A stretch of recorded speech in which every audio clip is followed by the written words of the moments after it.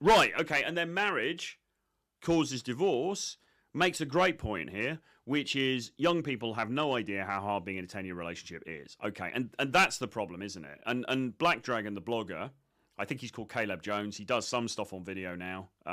He's got a YouTube channel. I think it's still going. But he used to write about, his blog was about dating and relationships, but it was, a lot of the focus was on the difficulty of maintaining monogamous relationships. And his solution, which he got widely ridiculed for, was basically be in open relationships. And if she wants to fuck around, she can. And if you want to fuck around, you fuck around as well. But because, his reasoning for that was because, well, look, people are inherently not monogamous. So therefore, you might as well kind of bake that into the cake. But at least you've got that long, because what everyone's trying to do is find the balance between the need for sort of, a partner, the need to find the one, and then the need for this kind of variety. And I think that's, men certainly have that, and I think to some extent women have that, maybe arguably a slightly lesser extent, but I think they still have it.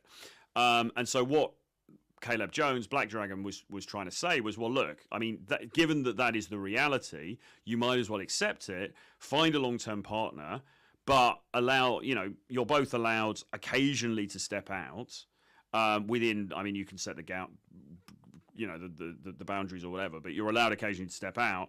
And that way you've got somebody long-term, but you're also not imprisoning them in this kind of like monogamy that they may not even be able to do over the long term anyway. Now, I personally think that's a bad idea as well, because I don't want to be in some kind of poly thing. I don't really, I don't want to be with a woman who is occasionally going out and sleeping with other people. That's not my idea of fun. But as I say, I mean, he got a lot of blowback for that, as you can imagine, he being called a cuck and all this kind of stuff, as happens on the internet. And yeah, you can understand why, but he was trying to come up with a solution. But what he said anyway in his articles was like, yeah, I mean, the thing about monogamy is it's great at the beginning, and it is, it's really good. I mean, you can be with somebody for a year, 2 years, 3 years, 4 years. I mean, for many, for several years, and it's fucking great. There's nothing better, than being with somebody and you find that person and you get on and and the sex is, sorry, trad Christians, but like the sex is great and you're in love and every part of you is just connected and it's amazing. It's fucking brilliant. It's wonderful. But the problem is you haven't really done the hard yards yet. Like you've not, you've done a few years in the honeymoon period. You haven't done the difficult bit. The difficult bit comes when you're 10 years in. The difficult bit comes when you're 15 years in, 20 years in, 25 years in. I mean, Jesus fucking Christ. Do people understand how long that is to be with that one person, okay? And maybe even living with that one person. I'm not saying it's not possible. I'm not saying that people don't make it work. What I am saying is it's very challenging, and I think marriage causes divorce is correct here. I don't think people really realise how difficult it is. And one of the problems we have as well is a lot of these commentators who are making these videos and talking about this stuff, including Matt Walsh, who is, he's an older, he's a mature guy, but he's like 30, he's in his 30s, right? Even he doesn't have actually the experience of being in something for the super long term. I forget how long they've been married for, but I don't think, I mean, it may not even be 10 years.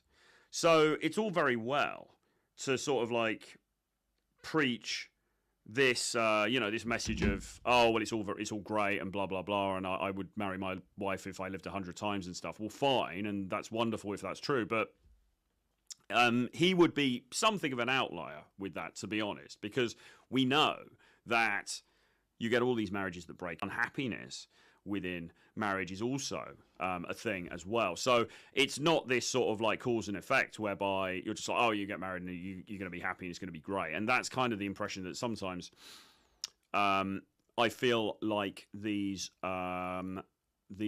people give. Any questions on that? Any comments? Put them into the chat.